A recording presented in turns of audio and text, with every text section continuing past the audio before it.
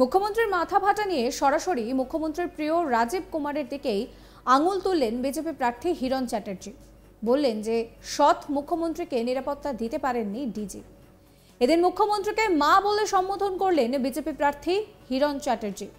তার এমন সম্বোধনে আবার অনেকে অবাক হচ্ছেন।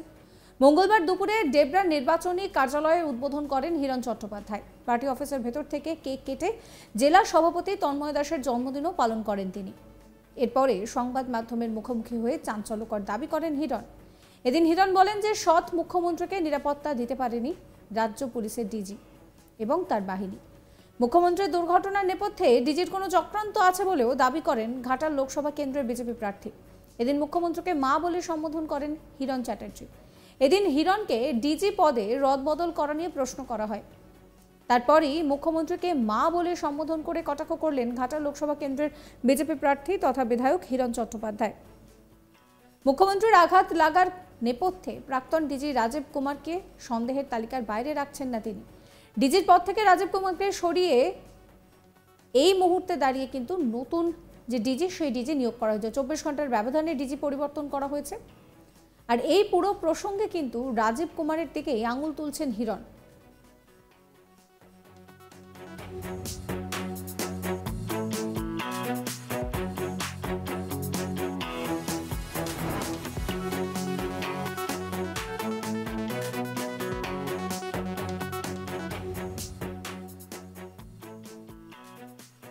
হিরণ চ্যাটার্জি কি বলছেন শোনাবো আপনাদের।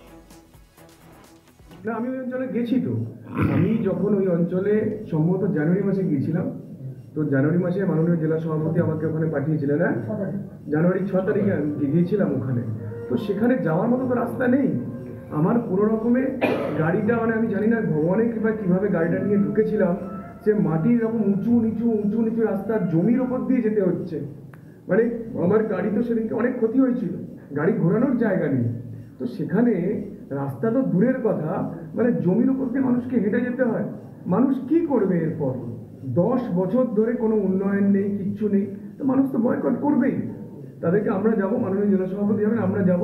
আমাদের একটাই বক্তব্য থাকবে, আমরা সাংসদ হওয়ার পর প্রথম কাজ করবো সেখানে রাস্তাটা করা। আমি নিজে গেছি সেখানে, সেই জন্য জানি বলে বললাম।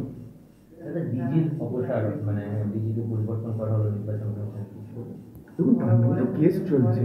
তিনি অনেকগুলো কেসের তিনি দাগি আসামি। তার এখনো কোর্টে তিনি এখনো ন্যায় বিচার পাননি যে তিনি আসামি নন। পেয়েছেন কি? তাহলে সেই দাগি আসামিকে যে ডিজি হিসেবে করেছিল মুখ্যমন্ত্রী, সেটাই তো একটা ক্রিমিনাল অফেন্স। এবং মুখ্যমন্ত্রী যেদিনকে কপালা না ফাটলো, সেদিনকে ডিজির যে সেনাবাহিনী তারা তো ওনাকে সুরক্ষা দিচ্ছিল। তারা কি করছিল সেদিনকে? তার কপালে রক্তটা পর্যন্ত মুছেনি, তার কপালে একটা ডেটল পর্যন্ত লাগায়নি। তো এই ডিজির সিকিউরিটি বাহিনী তাকে সবসময় প্রোটেকশন দিয়ে রাখে। তো আমার তো মনে হয় এই দুজনের মধ্যে বিরাট একটা অভিসন্ধি ছিল ডিজির। মুখ্যমন্ত্রীর বিরুদ্ধে ডিজির নিশ্চয়ই কোনো অভিসন্ধি ছিল, নাহলে কালীঘাটের বাড়িতে পড়ে গেলেন, তারপরে সেখান থেকে কোনো অ্যাম্বুলেন্স ছিল না, উনি গাড়িতে করে হাসপাতালে গেলেন, সেখানে গিয়েও দেখছি হাসপাতালে শুয়ে থাকা পরও সেখান থেকে রক্ত বেরোচ্ছে। তো ডিজির সেনাবাহিনী, ডিজির যে প্রোটেকশন সিকিউরিটি, তারা কি করছিলেন? আমি তো এর মধ্যে ডিজির অভিসন্ধি দেখব। আমাদের সৎ অত্যন্ত ভদ্র একজন ভালো মানুষ মুখ্যমন্ত্রীর বিরুদ্ধে ডিজির নিশ্চয়ই কোনো অভিসন্ধি ছিল, নাহলে কেন এটা করেন? আমি আগেও প্রশ্ন করেছি, আজও করছি। তো বলো, ওনাকে যে অপসারণ করা হয়েছে এটা বিরাট ভালো হয়েছে বাংলার মায়েদের জন্য, বোনেদের জন্য। যে ডিজি নিজের আমাদের মা মুখ্যমন্ত্রীকে রক্ষা করতে পারে না, সেই ডিজি বাংলার মা বোনদেরকেই রক্ষা করবে। সেই ডিজি সন্দেশখালীর মা বোনকে রক্ষা করতে পারে না, মুখ্যমন্ত্রীকে রক্ষা করতে পারে না, সেই ডিজি বাংলার মা বোনকে কি রক্ষা করবে? যা হয়েছে ঈশ্বর যা করেন তা ভালোর জন্য করে। উল্লেখ্য, মঙ্গলবার দুপুরে ডেবরায় নির্বাচনী কার্যালয়ের উদ্বোধন করেন হিরণ। পার্টি অফিসের ভিতর থেকে কেক কেটে জেলা সভাপতি তন্ময় দাসের জন্মদিনও পালন করেন তিনি। এরপরে সংবাদ মাধ্যমের মুখোমুখি হয়ে চাঞ্চল্যকর দাবি হিরণের। পাশাপাশি লোকসভা কেন্দ্রে দেবের নির্বাচনী প্রচার নিয়েও কটাক্ষ করতে ছাড়েননি তিনি। প্রসঙ্গত এর আগেও তোপ দাগেন হিরণ। সম্প্রতি ঘাটালে প্রচারে নেমে মাস্টার প্ল্যান ইস্যুতে রাজ্য সরকারকে তোপ দেগেছিলেন হিরণ। তিনি বলেন যে ঘাটাল মাস্টার প্ল্যান ইস্যুতে দুটো দিক রয়েছে। একটা হচ্ছে টেকনিক্যাল ক্লিয়ারেন্স, যা কেন্দ্র দিয়েছিল 2018 সালে। 2022 সালের 10ই জুন ইনভেস্টমেন্ট ক্লিয়ারেন্সও দেওয়া হয়েছে। তাহলে এই মুখ্যমন্ত্রী কেন তার প্রতিনিধি দেব এতগুলো ক্লিয়ারেন্স হওয়ার পরেও এই প্রকল্প আটকে রেখেছে? তার জবাব ঘাটালের মানুষকে দিতে হবে। কেন্দ্র রাজ্য যৌথ উদ্যোগে এই প্রকল্প করা হয়েছে। সেখানে জমি অতিক্রম করে সেই জমি অতিক্রম সমস্যা সেটাকে আটকে রাখা হয়েছে, অথচ ভোট এলে মেকআপ করে ভোট চাইতে আসেন। 2011-12 সালে কেন্দ্রীয় সরকার পাঁশকুড়া থেকে ঘাটালের ইরপালা পর্যন্ত রেল লাইন তৈরির অনুমোদন দিয়েছিল, অথচ রাজ্য সরকার তা করতে দেয়নি শুধুমাত্র রাজনৈতিক স্বার্থে।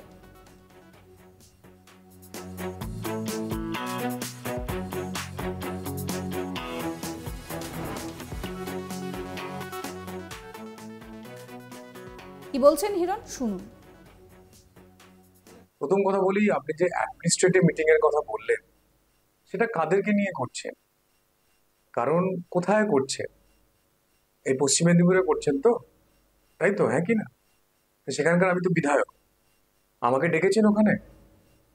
আমি কি বাংলাদেশের বিধায়ক, না উনি বাংলাদেশের প্রধানমন্ত্রী? আমাকে ডাকেননি কেন? যদি পশ্চিম মেদিনীপুরে মিটিং করে থাকে, আমি জানি না আপনি কোন মিটিং এর কথা বলছেন, যদি পশ্চিম মেদিনীপুরের অ্যাডমিনিস্ট্রেটিভ মিটিং হয়ে থাকে, তাহলে সেখানে পশ্চিম মেদিনীপুরের একজনই বিধায়ক, আমাকে ডাকেনি। তার মানে ওনার পার্টির মিটিং চলছিল। ওনার ডিএম তো পার্টির ক্যাডার, ওনার এসপি ওনার পার্টির ক্যাডার, ওনার থানার আইসিরা ওনার পার্টির ক্যাডার। তো পার্টির মিটিং এতে উনি ওরকম অনেক কথা বলে থাকেন, এবং মিথ্যে কথা এত বলতে শুরু করেছেন, মানে আজকাল মিথ্যের হিসেব রাখতে পারেন না। উনি তো কেন্দ্রীয় মন্ত্রী ছিলেন, উনি তো নিজে ভারতবর্ষের কেন্দ্রীয় মন্ত্রী ছিলেন। তখন কোথায় ছিল? 70 বছর ধরে এই ঘাটাল মাস্টার প্ল্যান হয়নি, তাই তখন কেন উনি করেননি? তখন কি ঘুমিয়েছিলেন? না ঘাটালের মানুষকে বঞ্চিত করে 2024-এ রাজনীতি করবেন, সেই জন্য এতদিন ধরে, এত বছর ধরে অপেক্ষা করলেন যে ঘাটাল লোকগুলোকে এত অস্বস্তিতে ফেলে, তাদেরকে বিপদে ফেলে দিই। দ্বিতীয় কথা হলো, উনি যে সম্পূর্ণ মিথ্যে বলছেন এবং ওনার সাংসদ যে সম্পূর্ণ মিথ্যে বলছে, এটা আমি বারবার আপনাদের সবাইকে বলেছি, কাগজে কলমে আপনাদেরকে দেখিয়েছি। যদি আপনাদের বিশ্বাস না হয়, আপনারা লোকসভা থেকে প্রশ্ন উত্তর তুলে নেবেন।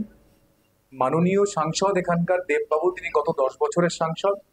তিনি যখন বারবার চিঠি লিখেছেন, বারবার মানে উনি তো টোটাল 2টো কোশ্চেন করেছেন, 2014 থেকে 2019, 5 বছরে উনি 11% গেছেন লোকসভাতে, আর 2বার প্রশ্ন করেছেন। যে 2টো প্রশ্নের মধ্যে একটা প্রশ্ন ছিল ঘাটাল, যেখানে বাদবাকি সাংসদদের অ্যাভারেজ প্রশ্ন থাকে 250টার ওপর। বাদবাকি সাংসদদের অ্যাভারেজ লোকসভায় উপস্থিতি থাকে 85 থেকে 86%, সেখানে ওনার মাত্র 11%। তো সেই মাননীয় সাংসদ, 10 বছরের সাংসদ, যাকে ঘাটালের মানুষ 30% কাটমানি বলে ডাকে, সেই 30% কাটমানি এবং পশ্চিমবঙ্গের শ্রেষ্ঠ মিথ্যাশ্রী মুখ্যমন্ত্রী। সাবস্ক্রাইব করবেন আজ তাক বাংলার ইউটিউব চ্যানেলকে, ফলো করবেন হোয়াটসঅ্যাপ চ্যানেলও।